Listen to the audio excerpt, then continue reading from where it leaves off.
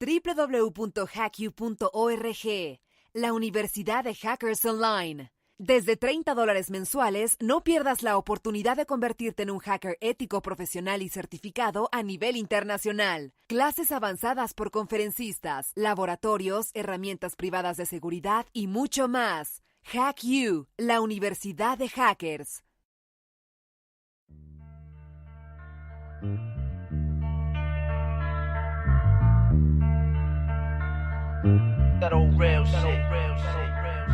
Demasiada gente caminando perdida en el celular, pero no saben cómo escapar. La mafia del Bitcoin te tiene condenado. Eres un pez, pero atrapado en la red. Si no tienes cuidado, a ti te van a comer. Y te preguntarás, ¿qué? La mirada la tienes perdida en este laberinto. Busca la salida, porque si no estás perdido. Puede ser un barco y también estar hundido, pero siempre hay una solución a cada problema. Búscala, arriésgate, gánala. Y pregúntate, ¿quién soy hoy? Hacking mexicano, esto no es un juego. La gente mata por afuera solo por...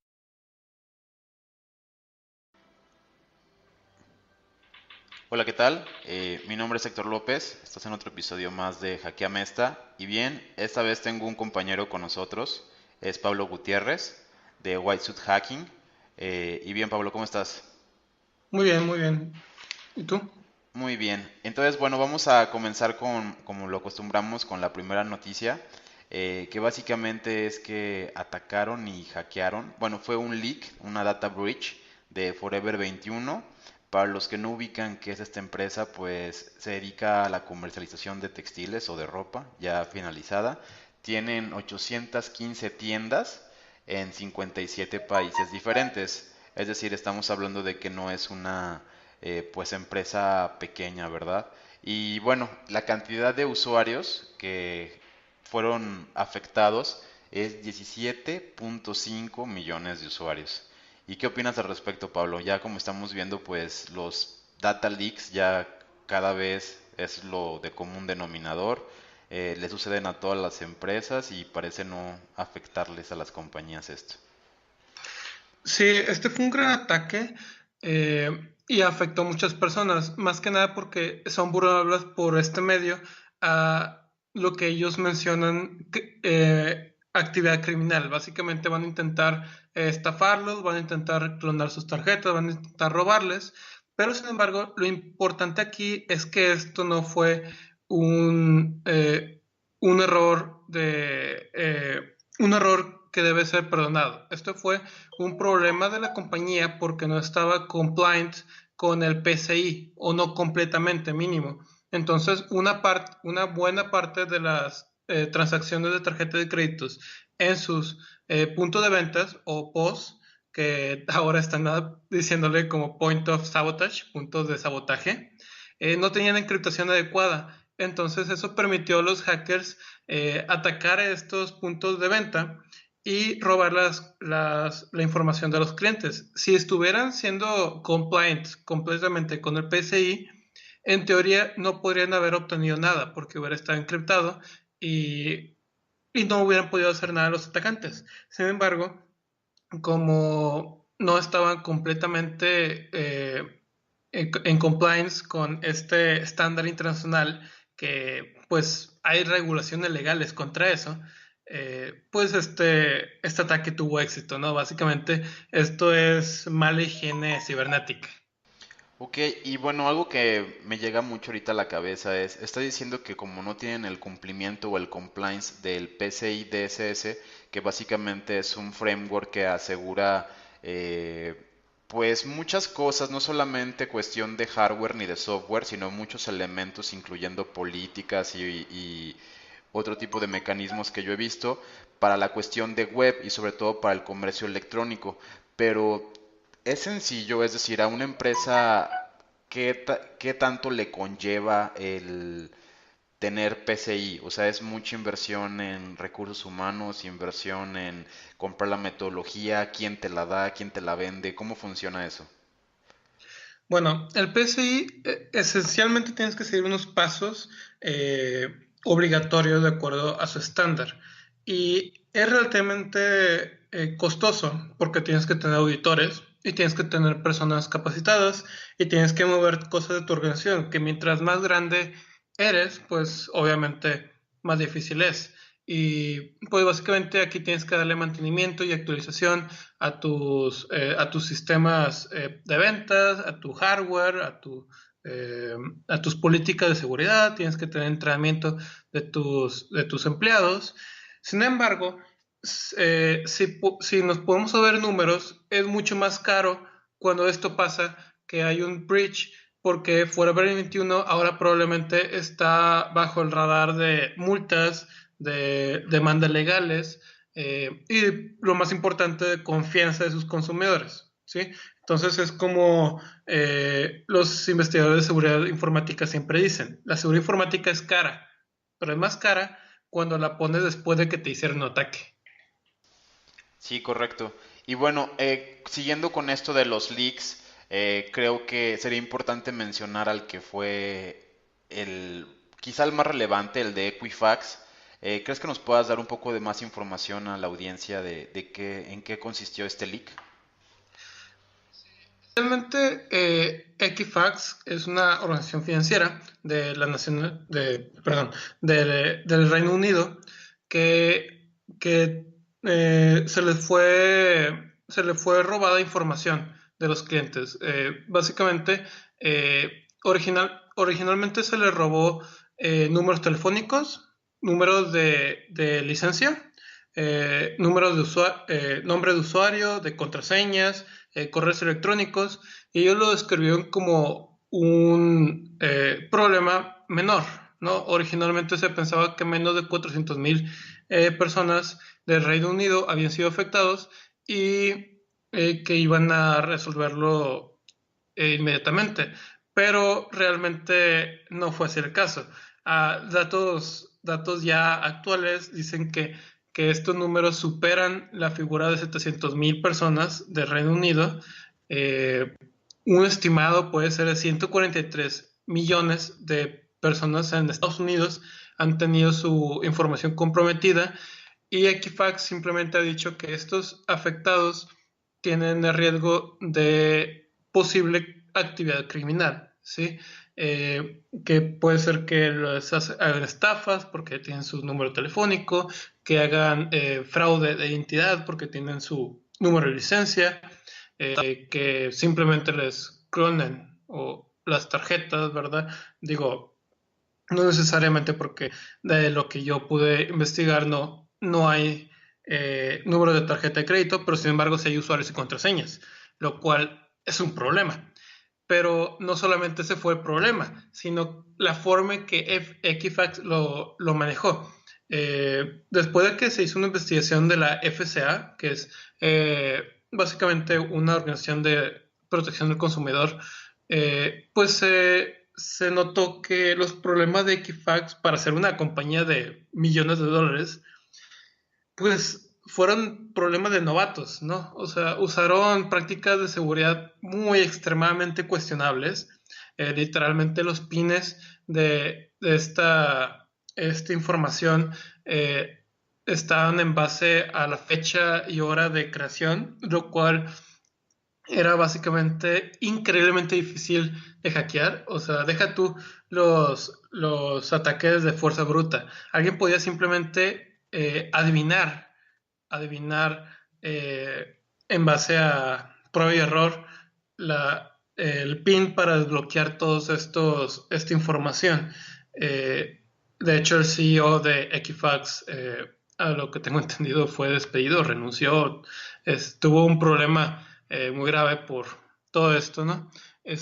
Y no solamente eso, sino fueron avisados antes. O sea, antes de que hubiera todo este problema,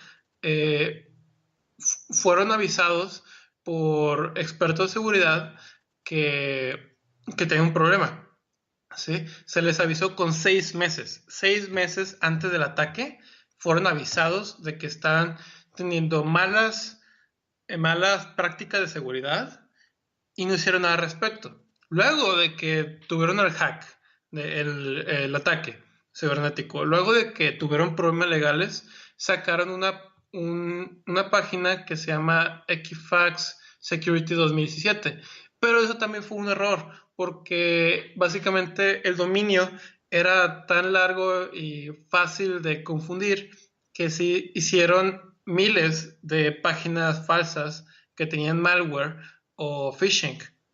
Incluso ellos en un tweet que hicieron, se equivocaron de su propio dominio. Entonces primero pusieron en riesgo a los consumidores con su falta de política de seguridad. Luego pusieron en riesgo a sus usuarios por su falta de política de seguridad en su dominio. Y ahora están pues en todo este problema legal en el que expusieron a muchas personas sobre este tipo de ataques, y pues básicamente están peleando una pelea legal, ¿verdad? Pero el problema aquí es que ni siquiera probablemente no van a tener consecuencias legales suficientemente graves, porque pues por ahí hicieron ciertos usos de recursos legales para que el Senado les perdonara muchas cosas, ¿no? Sin embargo, pues dime aquí, ¿qué imagen ustedes tienen de esta compañía, ¿no? Que a sabiendas de sus problemas, los puso en peligro.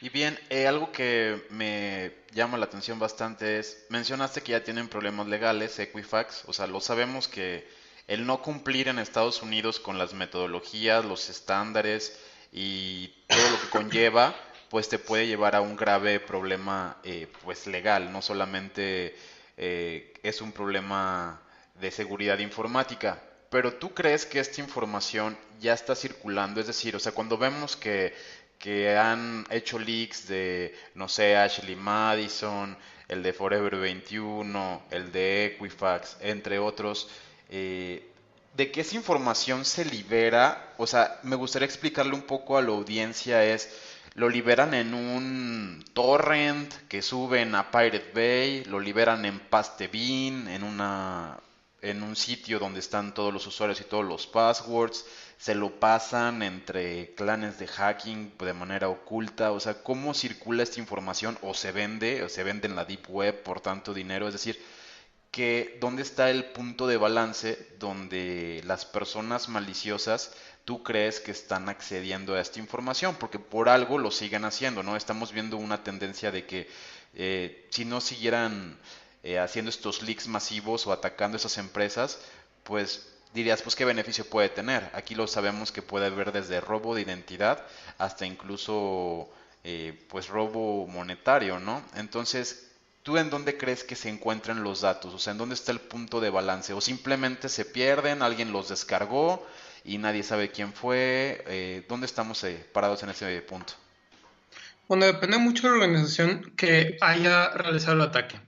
Hay que recordar que hay organizaciones cibercriminales que son extremadamente sofisticadas. O sea, aquí no estamos hablando de un narco como vemos en México, que estamos hablando de doctores, de maestros en ciencia, en ciberseguridad, que tienen centros de ataque extremadamente sofisticados y muy avanzados. Entonces, si los atacantes tienen la infraestructura para monetizar estos ataques, ya sea por estafas, ya sea por robo de identidad, ya sea por robo monetario, probablemente lo va a hacer. Si no tiene esta infraestructura, algo posible es que los vendan al mejor postor, ¿sí? Que es algo muy, muy común. Y eventualmente el mejor postor pues va a poder hacer uso de esto, ¿no? Una posibilidad es también que lo vendan a muchas personas para que muchas personas puedan atacar a muchas otras personas. Obviamente, aquí ya se está generando algo que se conoce como software as a service, pero más bien malware as a service. ¿Sí? Entonces, básicamente tú haces como una cadena piramidal de ataques cibernéticos en los que están arriba, pues haces una muy buena cantidad de dinero, ¿sí? Y la otra es que eventualmente alguien filtre esta información. Puede ser por la NSA, puede ser por la CIA, puede ser por el FBI, puede ser por algún descuido de cibercriminales y eventualmente nosotros tengamos acceso a esa información, que no hace esto mejor, ¿no? Porque básicamente ahora todos los cibercriminales, con dinero o sin dinero, van a buscar cómo realizar ataques con esto, ¿no? Esto pasó con la base de datos de Dropbox, por ejemplo, que está disponible, y la base de datos de Adobe, que en algún momento, bueno, Adobe ha tenido varios breaches, pues esta información está disponible y cualquiera de nosotros podemos accederla. Eso incluye a los cibercriminales. Muchas gracias, Pablo. Y bien, vamos a la siguiente noticia. Bueno, tenemos a que es una vulnerabilidad de Office Word. El CVE es el 11.882 para quien quiera buscar más detalles técnicos de la vulnerabilidad. Y bueno, por lo que yo leí, es una vulnerabilidad que está presente en el Office 365. No importa que tengas el Windows 10 Career Update, es decir, tú puedes tener el Office más actual, el Windows más actual, y de una manera sencilla es en la función de inserción de las ecuaciones o de las fórmulas, lo que se le conoce como OLE, Objects, objetos OLE. Y bueno, esto permite que sin interacción de la persona, pues puedas infectarlo, ¿no? Introducir código malicioso cuando se corrompe estas funciones y pues puede derivar en que te instalen desde un backdoor, un troyano, un ransomware, es decir, o un simple ejecución de código que te manda a descargar un exe. Es múltiples los payloads que podría adoptar esta vulnerabilidad. ¿Qué nos puedes explicar al respecto, Pablo? Ok, esta vulnerabilidad, lo primero que hay que mencionar es que no es nueva. Tiene 17 años existiendo, ¿sí? Entonces, lo primero que deberíamos hacer como consumidores es decirle a los fabricantes, en este caso, pues Microsoft, ¿qué onda, verdad? ¿Por qué no parchaste esta vulnerabilidad en los 17 años que existe? ¿Sí? Pues uno que tenemos que entender es que ahora un ataque puede venir de cualquier forma, e incluso con tus antivirus, muchos no lo vas a poder detectar. ¿Sí? Vulnerabilidad funciona muy parecido a cómo funciona Excel, con fórmulas, pero con código malicioso que se ejecuta y puede poner en riesgo a muchas organizaciones. Y pues sí, lo más preocupante es, como mencionó Héctor, que las más últimas actualizaciones de Microsoft no la parchan. Y pues ya tiene un tiempo que se conoce esta vulnerabilidad, entonces hay un problema, ¿no? Básicamente, por ahorita tienen que tener cuidado de todo lo que abran, incluyendo archivos Word, aunque no les pida ejecutar ningún macro, hasta que Microsoft decida pues parcharlo, ¿no? Y pues eventualmente los consumidores tenemos que ir exigiendo más y más disciplina cibernética en estos temas de los fabricantes a los que compramos. Y bueno, llegaste a un punto que a mí me gustaría tratar a detalle, que bueno, la mayoría de las veces podemos quizá decidir a quién utilizamos, es decir, cuando instalas tu computadora puedes decidir si le metes un sistema operativo de Microsoft, si utilizas software libre y o utilizas algo como FreeBSD, OpenBSD o Linux, o si estás utilizando sistemas también privativos hasta cierto punto, que aunque parecen ser de open source como lo es Red Hat, pues tiene cosas privadas. Entonces tú tienes una cierta elección de decir, de escoger, ¿no? Pero ¿qué pasa cuando pues el fabricante no lo parcha, ¿no? O sea que puedes tener a lo mejor lo más actual, a lo mejor haber gastado el suficiente recurso económico en sistemas operativos, no solamente las versiones workstation, sino versiones server, y pues aún así estar comprometido. O sea, creo yo que es un punto pues clave y un poquito grave el hecho de que tengamos vulnerabilidades críticas incluso en Mac OS X, en los Windows más actuales. Y sobre todo esto, o sea, Office, como lo sabemos, sí existe OpenOffice, sí existen otro tipo de alternativas para lo que es ofimática, más sin embargo, pues Word, ¿quién no tiene Word, no? Estamos hablando de adopción masiva, entonces vulnerabilidades en las que te pueden inyectar código malicioso mediante un archivo de Word, pues es un vector que es muy crítico, ¿no? O sea, yo no lo categorizaría como bajo.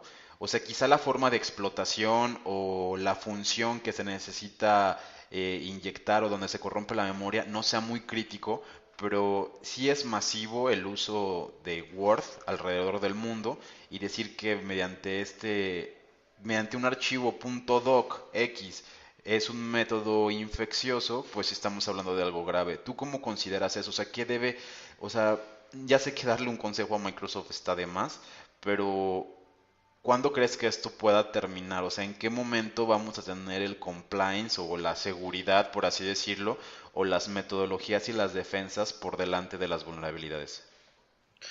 Bueno, esto va a seguir siendo un problema por muchos años. Es por lo que mencioné hace ratito de que mientras Microsoft, Google, Facebook, la NSA, el CFBI, investigadores de seguridad en todo el mundo están trabajando para encontrar estas fallas en el software y parcharlas, existen organizaciones igual de enfocadas en eso que están trabajando para encontrar estas fallas.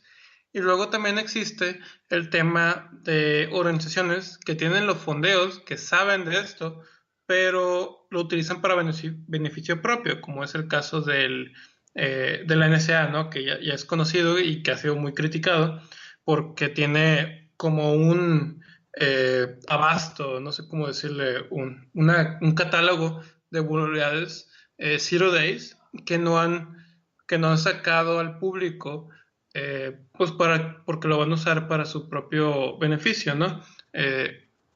Mientras existan ese tipo de organizaciones, mientras que no se ponga tanta importancia a la ciberseguridad en nivel, todos los consumidores tener importancia en eso, y mientras que haya una falta de personal de ciberseguridad altamente capacitado, porque también muchas empresas no tienen el personal capacitado para lidiar con ese tipo de cosas, esto va a seguir pasando.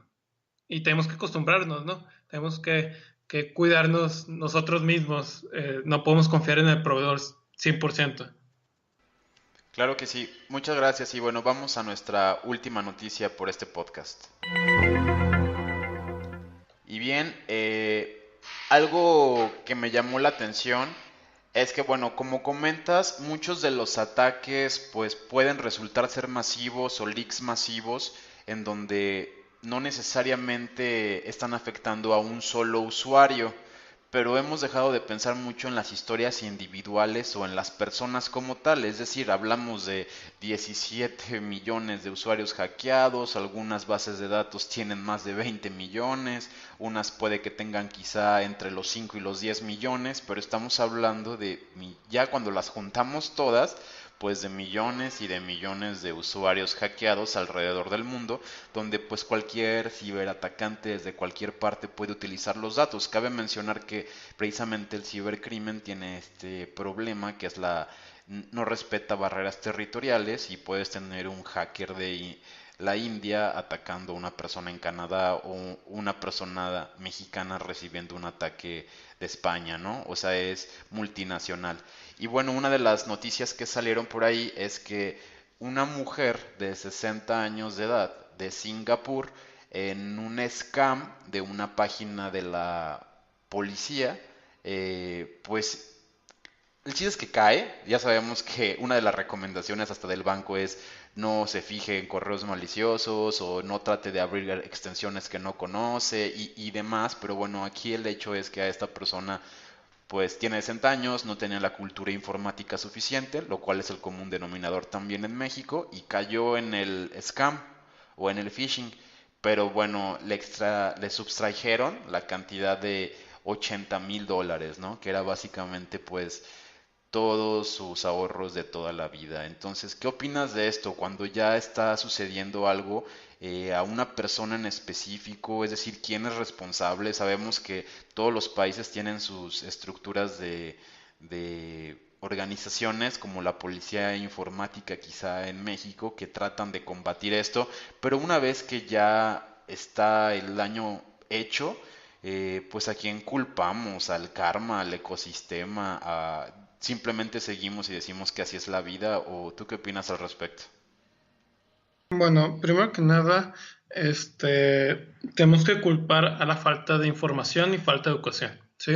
O sea, desde el momento en que hoy en día ya todos, absolutamente todos, estamos conectados. Desde el momento en el que hasta un niño de 6 años tiene acceso a un teléfono, nos deberían de educar desde chiquitos para para identificar ese tipo de ataques, ¿sí? Segundo, depende del país, ¿verdad? Hay unos países que tienen protección contra esto, hay unos que no. En México, por ejemplo, tú ya has mencionado en un podcast anterior que se está haciendo una estrategia de ciberseguridad para ahí mejorar cosas en México. Pero a este punto yo creo que se debe de tomar como un desastre natural casi, ¿verdad? Digo, toma en cuenta que sí, son personas, pero no nos ven como personas y no los vemos como personas, ¿sí? Esencialmente ellos lo que hacen es lanzar un ataque masivo que tenga ciertas características y intentar robar dinero, ¿sí? Pero como es todo el Internet, hay un factor de deshumanización en el que nosotros no nos vemos como personas a los ojos de los hackers y ellos no se ven como personas a nuestros ojos. Entonces hay que tratarlos como un desastre natural, literalmente protegernos contra eso, tener contingencias contra eso, tener sistemas de seguridad contra eso. En el caso de este caso de la señora, que los bancos tengan contingencia contra eso. Y ya, es lo único que podemos hacer a este punto para quienes no están entrenados en seguridad.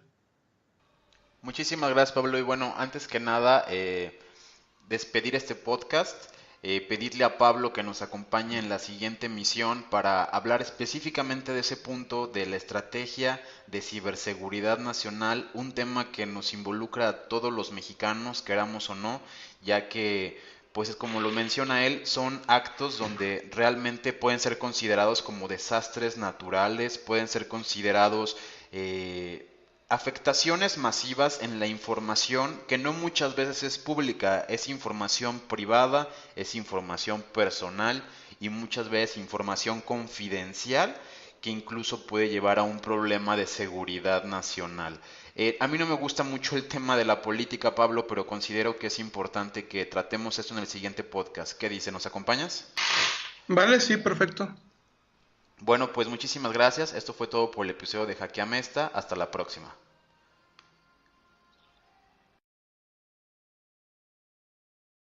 www.hacku.org, la Universidad de Hackers Online. Desde $30 mensuales, no pierdas la oportunidad de convertirte en un hacker ético profesional y certificado a nivel internacional. Clases avanzadas por conferencistas, laboratorios, herramientas privadas de seguridad y mucho más. HackU, la Universidad de Hackers. Más temido de este bosque, no me quieren enfrentar a mí porque estarían muertos. No podrán conmigo ni siquiera el quinto intento. Para la estupidez muy humana, esto es un negocio de la sociedad, mi pana. El fuerte con dinero y el pobre sin remedio. Cuando los cimientos se mueven, el de arriba tiene miedo. Ten cuidado, mucho daño desde arriba hasta el suelo. No te olvides dar las gracias, mirada en el cielo, porque ser humilde es lo primero.